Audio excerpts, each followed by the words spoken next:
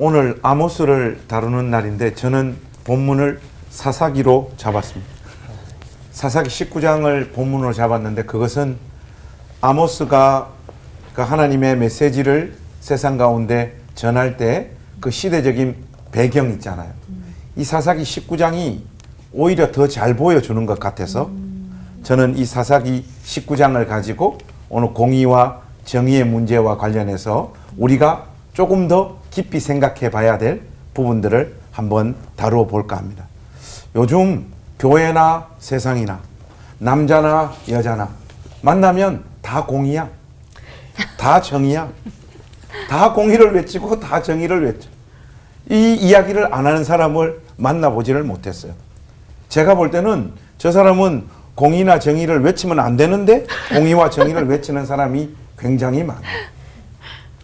왜 이렇게 모든 사람이 동시다발적으로 공의와 정의를 외치는 세상이 되었을까? 또 그렇게 외치는 그 목소리의 한계와 약점은 뭘까? 이런 부분들을 저는 곰곰이 좀 오늘 본문 말씀을 통해서 좀 살펴보려고 합니다. 오늘 이 사사기 19장에 보면 내용 자체가 설교의 어떤 내용으로 설명을 하고 표현하기에도 굉장히 민망한 내용들로 가득 차 있습니다. 이 사사기 19장이요. 대략 이야기를 좀 이렇게 전개를 해보면 이 사사기 19장에는 등장인물들이 몇 사람 나와요. 레위인이 나오고 레위인의 첩이 나오고 또 장인이 나오고 노인이 나오고 동네 불량배들이 나오고 그리고 또 마지막에 가서는 12지파 사람들의 목소리도 살짝 나옵니다. 그 장인 집에 레위인과 레위인의 첩이 머물러 있다가 자기의 집으로 돌아가는 이야기예요. 근데 자기 집으로 돌아가는 그 과정 속에서 중간에 노인을 만나가지고 노인 집에 하루 머무르게 됩니다. 그런데 외지에 살던 사람들이 이 노인의 집에 와서 묵게 되니까 그 동네 불량배들이 쳐들어온 거예요. 오늘 너희 집에 유수가로 들어온 그 사람 다 우리한테 내놔라. 우리가 그들과 관계를 하리라. 이렇게 이야기합니다. 하니까 손님들을 맞이한 그 당사자 노인은 내 딸과 이 레위인의 첩이 있으니까 이 사람들 내보낼 테니까 알아서 해라. 이렇게 이야기합니다. 근데 그때 이 레위인이 급히 그 상황 가운데 뛰어들어와요. 뛰어들어와서 자기 첩, 다른 말로 하면 자기 아내죠. 이 첩을 그 동네 불량배들에게 내줍니다. 그래서 동네 불량배들은 날이 새도록 이 레위인의 첩을 강간을 해요. 지치고 완전 곤비한 상태로 새벽 미명에 그 집 앞에 이 레위인의 첩이 쓰러지는데 이 레위인이 자기 아내 이 첩을 발견하는데 보니까 죽었어요. 그래서 데리고 자기 집으로 돌아와가지고 최종적으로는 굉장히 화가 많이 났던 것 같아요. 그래서 이 시체를 12토막을 내가지고 이스라엘 각 지파에게 보내버리는 이런 끔찍한 이야기가 사사기 19장의 스토리입니다. 이 전반적인 내용을 보면 레위인의 입에서 나오는 표현들 중에 18절에 보면 여호와의 집으로 가는 길이다 이런 표현을 사용해요. 하는 거 보면 이 사람의 의식 속에 하나님을 믿는 신앙이 자리 잡고 있는 사람이 틀림없습니다.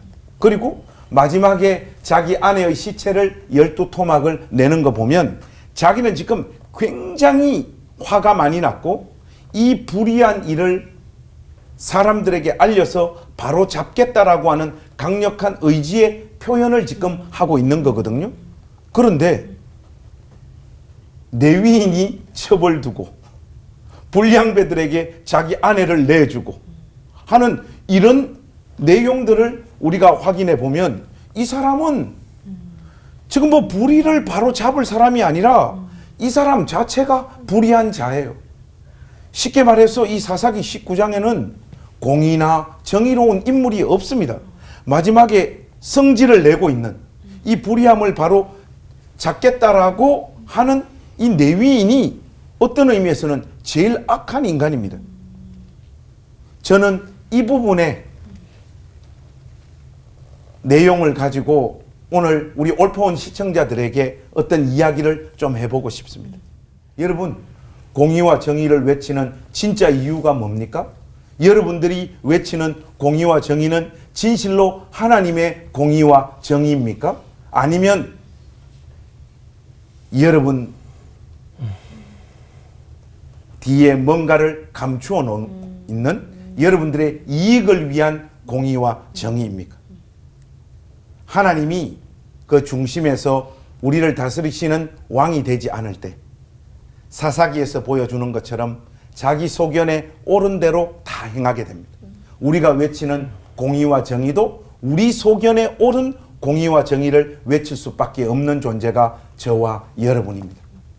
공의와 정의를 행하시오. 그렇게 목소리를 높인다고 공의와 정의가 우리의 사회, 우리의 교회 가운데 자리 잡히지 않습니다.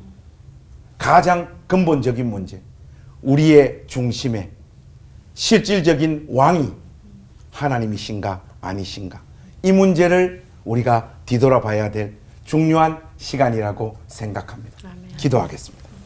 하나님 아버지, 우리가 외치는 공의와 정의의 목소리 가운데 혹시 우리의 이익이 달린 문제가 그곳에 놓여 있기 때문에 공의와 정의의 목소리를 우리가 이렇게 높이 외치고 있는 것은 아닌지, 우리가 정말로 목소리를 높여 외치고 있는 이 공의와 정의가 하나님께서 말씀하시는 그 공의와 정의인지, 십자가 앞에서 우리의 양심과 우리의 신앙과 우리의 마음을 진실되게 뒤돌아보는 우리 모두가 되게 하여 주시옵소서. 아멘. 우리 구주 예수 그리스도의 이름으로 간절히 기도하옵나이다. 아멘.